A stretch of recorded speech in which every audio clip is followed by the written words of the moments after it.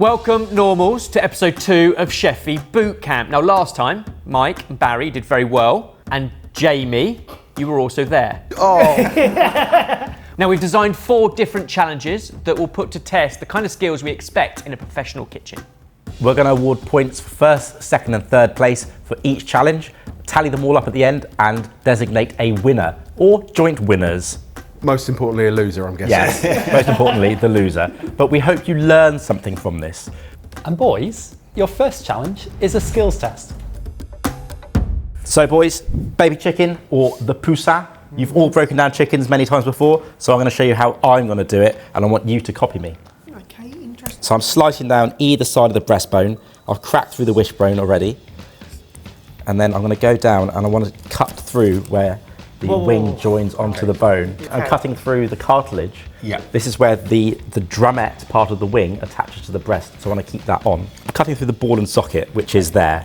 I'm now running the blade down against the carcass as close as possible. So I'm running the knife along the rib cage, and I'm trying to take off the whole side of the chicken in one. Yep. Right, yeah. So you're taking off the thigh and the leg. And then imagine where the thigh joins the carcass. Imagine. So we've got half a poussin. But obviously the wing tip is pointless. So that's going to come off. That goes into stock. The flat is going to come off. The flat is the middle part of the wing. You've got the wishbone through the breast because I cracked through it. So now that just comes out like that. Okay. I'm going to leave as much skin and fat on as possible. It's a very lean bird, all right? So just any excess, trim off. And then we repeat on the other side. Through. It's a beautiful way to prepare a small chicken when you want to grill the whole thing. You've all been given exactly the same weight poussin, and we're going to be weighing the carcass and the trim. The least weight or the lightest wins. I'd like the Rubik's Cube competition standards, hands either side of the board, not touching the knives. Commence cutting in 3, 2, 1, go. It's not a race, but efficiencies are key.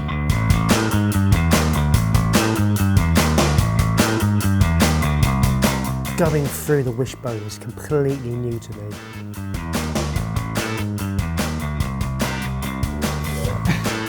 Jamie Spafford here is trying to prove his worth after the Korean fried chicken debacle. And he already has half of his poussin off.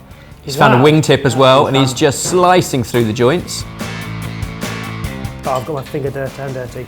Oh, Barry's got double fingers. I flexed it stupidly.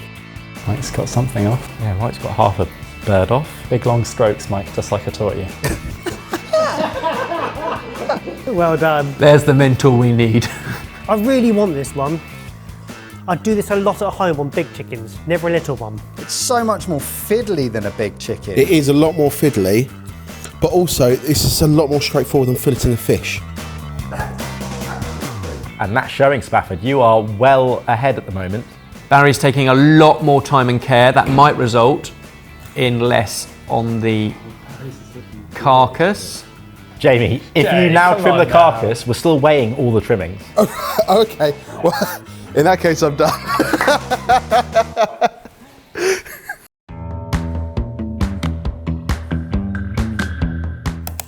Too much bone. Okay, I am done. You're done, Michael? Okay. And Baz done too. Right, one by one, bring up your poussin. So boys, all the poussin with the same weight to start. So finish first, come first. We'll weigh your tray and see your carcass. So we're gonna have a look through the meat. Let's check for wishbones. No wishbone on that, relatively neat. The bottom bit of cartilage from where the wishbone attaches to the crown, but not the worst. And your carcass, all the flaps, now just all the things that can't be edible, including the string, 236 grams. And I must say, knowing the starting weight of these chickens, that is a meal in itself. Come on, Mike, you've done so well already. We've got quite a bit of scraggle, no wishbone, everything else is where it should be, but you have smashed through bone a bit there, but it hasn't shattered, luckily.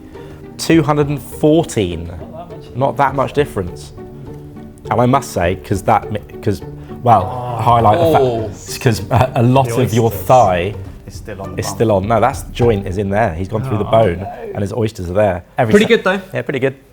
Barry, present. Let's look at your meat. What I would say is you took the longest, but that might be in your favour for weight. Yeah, you can see the fact that the meat curves around where it would have touched the carcass. Got quite a bit of string trim, but they just feel heavier straight away. This is really neat on the carcass. Very impressive. 175. Wow. Well done, mate. So that is- yeah. 61 grams more edible meat. That's a portion. After that, boys, Barry, 3 points with the lightest carcass. Mike, 2 points with the medium carcass. And Jamie, 1 point with A heavy carcass. a heavy carcass. Right, next challenge, 60 seconds seasoning. All right, gents, this is called 60-second seasoning.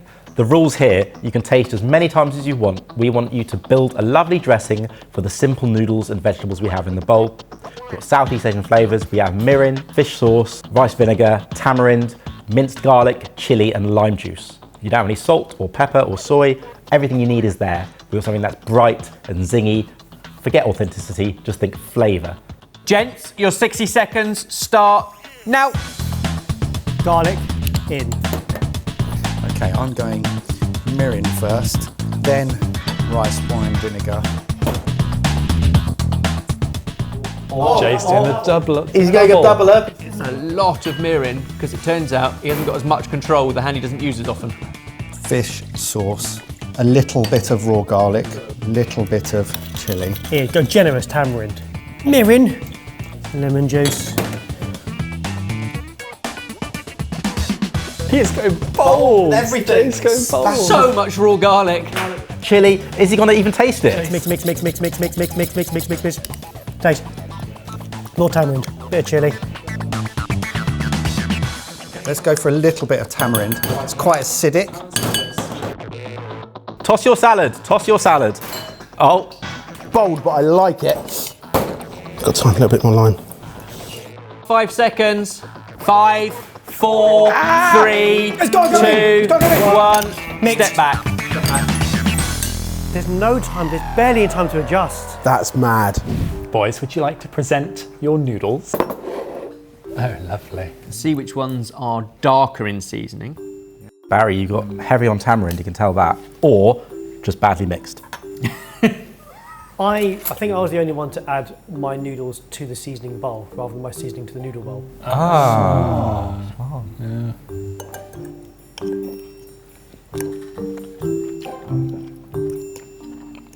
Heavy on garlic.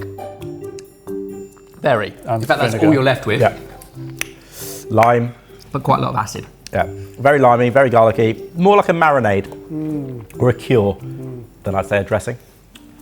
None of us are kissing anyone later. Right, are we going in again? Yeah, now for Mike. Yeah, we're double dipping. We can We're allowed. pull them up on it, but we're going to double dip. I was trying to start with a bit more of a sweet base and fish sauce, but I don't think I made enough of it. That's my problem. You said not sure if you made enough of it to dress all the noodles. I think I would disagree. I think it's okay. It's there. And you've definitely hit the flavour profiles you were going for. Like you said, sweet and fish sauce. It's sweet forward. And it's definitely sweet forward, yeah. Reminds me of a supermarket salad. Nothing wrong with that. Yep. Pleasures many people every day. Pleases many people every day. Yeah, the last thing I would say, that had the fire of garlic. That hasn't really got any garlic or chili. There's kind of none of that sort of warmth Yeah, coming we're kind of through. lacking heat in But anything. if it was sweet and fish sauce you're going for, you've definitely nailed that. I did put a little bit of chili and garlic in, so it's been pointless. And Jamie Spafford, who, let's be frank, should win this. You're good at He is a flavour man. I made quite a lot of my dressing and didn't put it all in, and I don't know whether that was a good thing or not. You went very heavy-handed with your first double-handed pour. Oh yeah, this is going to be Expecting vinegar. this to be acid.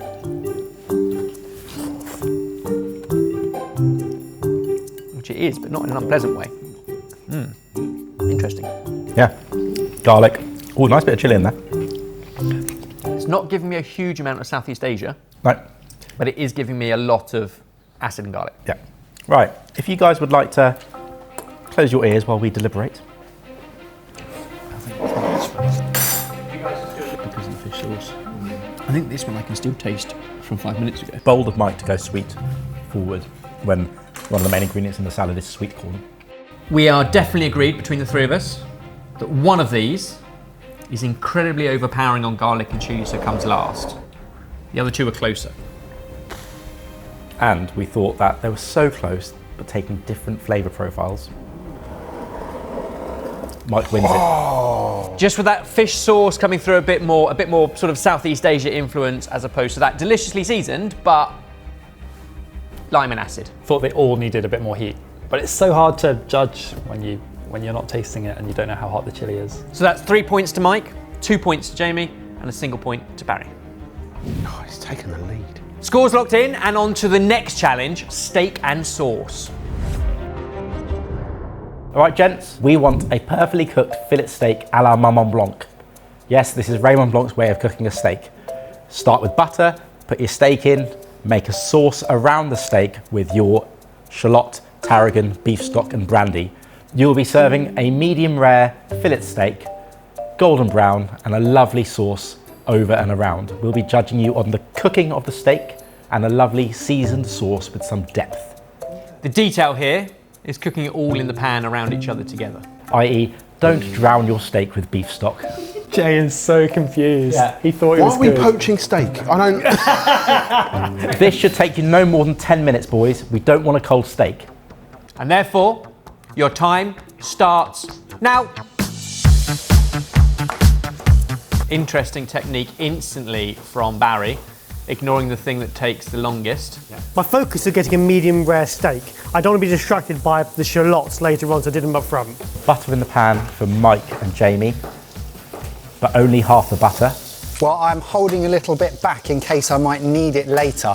Add a bit of for shimmer to the sauce. sauce. And, yeah, emulsification.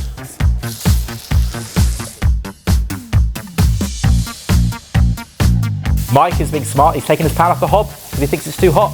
Yeah, butter's gone brown quick.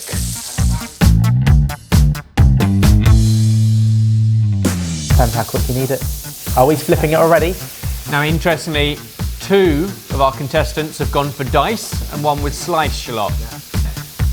With a fillet of that size, you've probably got a minute to 90 seconds leeway. We've got shallots in the pan for Jamie. We've got shallot rings in the pan for Barry. And Mike has finished with his shallots as well. Lovely. Simple ingredients, but delicious to pair with steak. For the first time this year, Barry adopts the competence, not confidence. Oh, Spafford steak is out of the pan. Spafford steak is out of the pan and the butter is on the hob. The brandy is going in. Will he flambe? Will he not? I struggle with an induction, given we haven't given them a naked flame. Oh, Jamie. Going in with whole tarragon, not With the bothering to chop, stalks. stalks and all. That's going to be a lovely texture. Infuse a flavour rather than serve with, perhaps. Barry has now committed to letting his steak rest. I personally would prefer to have a steak that's a bit further to the rare side but still well rested than a piping hot medium steak that hasn't rested. If it's fillet, yeah. Jamie is now taking out his wilted greens. Right, last minute. Let's get that sauce on the plate. Come on, boys, now's the time to finesse and plate. Barry is Monte au beurre. He's just added his cold diced butter into shimmy for the last few seconds. And Spafford is now plating up. The more I reduce, obviously the saltier it's going to get. Rest of the brandy. 5, 4, 3, 2, 1. Excellent. Step away, switch your hobs off. Right then, 3 pretty steaks. Quite different approaches, even visually, between the sliced shallots, invisible shallots, diced shallots. I'm just going to go straight through the middle. Oh, goodness me. No steak knife. We shouldn't need it with fillet. Oh, look at that. That's lush. That's medium rare. But it's pretty good. Not much in that, Baz. A couple of degrees maybe, but that's pretty good. You burnt your shallots Did he catch it? straight away. That's the first flavour I get. That was a matter of seconds. Steak's good and seasoning's good. I like the no shallot approach. The invisible shallot. Yeah, I like the invisible shallot. It looks smart. A bit less cooking than Barry's, but it's still all to play for, because if this sauce isn't burnt, On the right side of cooking as well. it's a tricky one. It is very salty. I wouldn't want an entire portion. The taste I've had has made me salivate. The sauce on its own is very salty, but with the beef, Yeah, the sauce seasons the lean, relatively flavourless fillet. I think the thing the salt's doing is taking away from the tarragon that I got through Barry's. Okay, Spaff. Definitely had the least time in the pan, and will that come through in the cookery? Yep. Oh, yeah. That's not cooked. It's not raw because it's warm, so that's blue. But because this steak spent so little time in the pan, he had so long to make a beautiful sauce. Let's see. I'm gonna take The texture of that sauce is really nice. Oh, you've made this so hard. Good consistency and seasoning on sauce. Loads of sweetness from those shallots. Really taste that. You've added them all there, wasted nothing.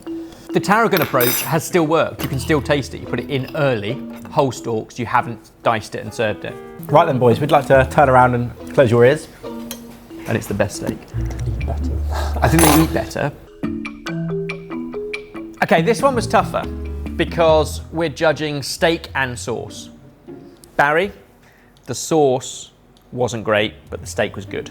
The best. Mike, your sauce was too salty, which kind of let it down. And Jamie, your steak was blue. But your sauce was delicious. So on that basis, they are all equal and take 2 points each. There cannot be a winner on this because they all have a fault. And they all have quite a severe fault.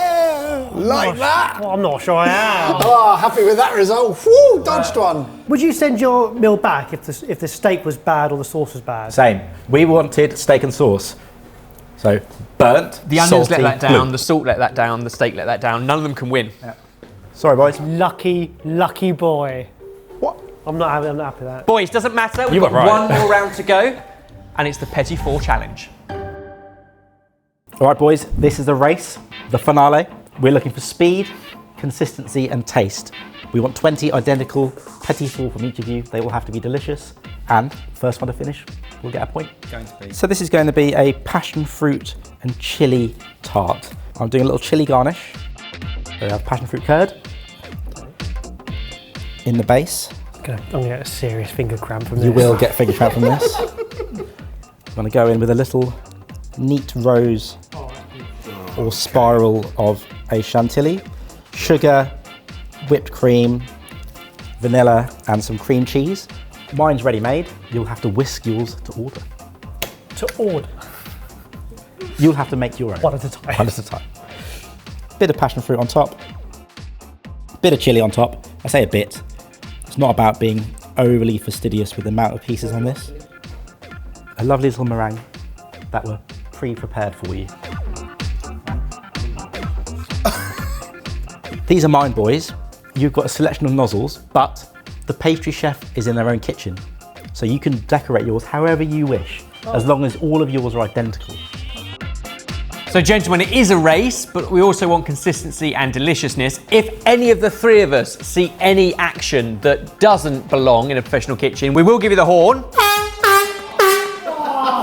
At which point you must step back and stop what you're doing for 10 seconds before you continue. Yes, chef. Yes, chef.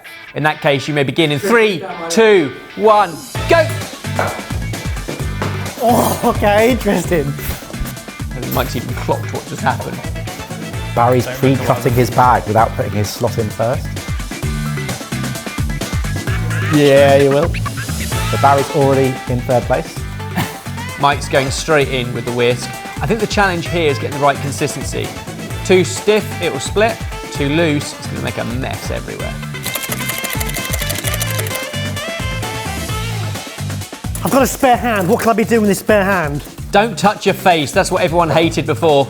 Maybe roll your sleeves up. The only person in a duvet today is Barry Taylor. Okay, here's the question. Mike should have the upper hand here. Jamie's is already whisked. Spafford is filling his bag already.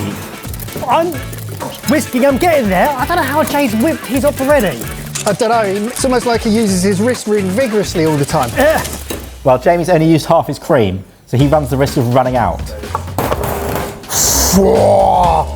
Nearly lost my bowl. Let's cut up some chilli.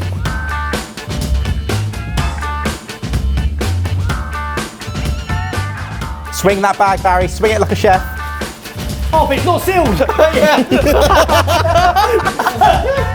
Okay, cream done for all three, but Jamie has already moved on to his chili. And Mike hasn't snipped his bag yet. He hasn't taken the tip off. Oh, Mike's leaning down. Barry put a lid back on his vanilla. He's learning.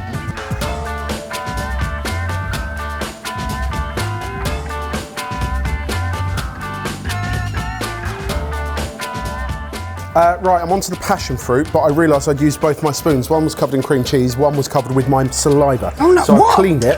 How am I bleeding? Oh no, Michael. I didn't even notice doing it. You can warn me. Pause. We'll give him 30 seconds. Fair. All right, back on. Go. All that chili's going in the bin, Mike. Ah, yes, Michael. That chili is going in the bin, Let's mate. get a bin, mate. You had an open wound over your chopping board, so you need to get rid of everything that was prepped there, wash your knife, wipe your board down. There are more chilies in the fridge if you need more chilies, Michael. That's all good. Jamie has started on his piping. That is an interesting nozzle choice. That is a big nozzle, but they are all quite large nozzles. You were putting curd on top, I assume, Spafford. I am. Okay.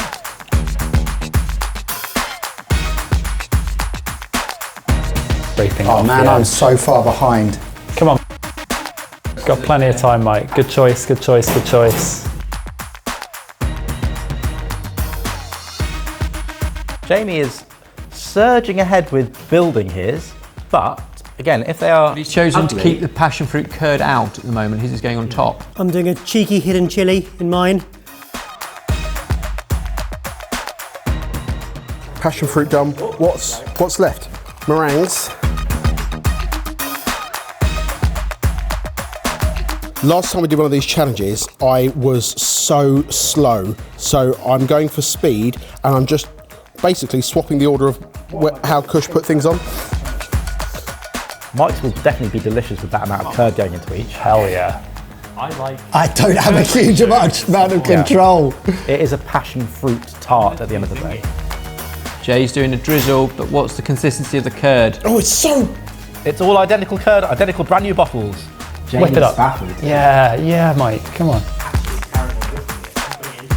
Jamie feels like he's happy and is moving the board to the board. That was Right. a long way ahead, a long way ahead. Last time he was the slowest and the most inconsistent. This time, he's definitely not the slowest. Baz is doing two at a time, or it's the two that he hasn't got in a tray. Spaff is finished. Barry's finished. Barry finishes. Oh, boys, I'm miles away. I haven't even done passion fruit on the top, but I'm going to keep cracking on. So Jamie finishes first, Barry finishes second, Mike still finishing up. There will be points awarded for speed, but then it will come down to taste and consistency.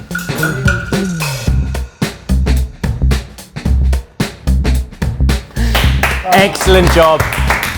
Finito. Right. Gents, we know the speed at which you finish, but now we'll go in and have a look and assess and taste. You either ran out of patience or got stronger. You can kind of choose which one you want. I'm getting vanilla. Definitely. Or not. And you're left with the warmth of chili. That one's not got any cream in it. Yeah, I'll go for this one. The fact that we're having to pick and choose, I was going to go for that one. a lot less curd. A lot less curd, but Because it's on the top, you actually get it first. It's a lot closer than I thought it would be. But I think this pips it just for generosity. I feel like we're kind of decided. yep. We're not as agreed as usual. No. But I think Consistency, We have a monopoly. flavour, great. I'm having one more of those and go back to the table. Me too. I'm gonna take Jamie's because I like him. Actually, it was quite close call. Speed, consistency and flavour, we all had kind of differing preferences across all three of you. Speed the only one that was definitive. Barry and Mike, both your creams were at the edge of being over whipped, almost buttery and thick on your palate. Yummy. Where Jamie's cream took a lot less whipping and you finished first, but it was a lot lighter in your mouth. Heavy carcass, light cream. Who'd have thought? Mike had a lot more oomph, both in generosity of curd, but also bigger chunk of chili. It gives you the wow. But there wasn't too much filling in yours, but it was well balanced. Very nice. And the scores for just this challenge, we have a loser of Barry, and we have joint winners of Mike and Jamie. Oh! Oh! Oh! How? Hang on, wait. Do we get 2 or 3 points as joint winners? Joint winners get 3 points each, and Barry gets 1 point each. Competition rules. Oh, Barry. What's her why? Mike's tasted better and gave us more flavour, Yeah, so he came last in the speed, but he was a better canapé, most consistent canapé and the most attractive. and Jamie was fastest and then mid everything else. What that means overall today is we have Barry in third place with 7 points, Jamie in second with 8, and Mike takes a stonking lead with 10 points today, despite nearly losing a finger. Well done, mate. Well done, mate. Over to you guys, do you enjoy watching these crazy chefy boot camps? And if so, what other challenges could we put on normals too? Should we stop the air horns?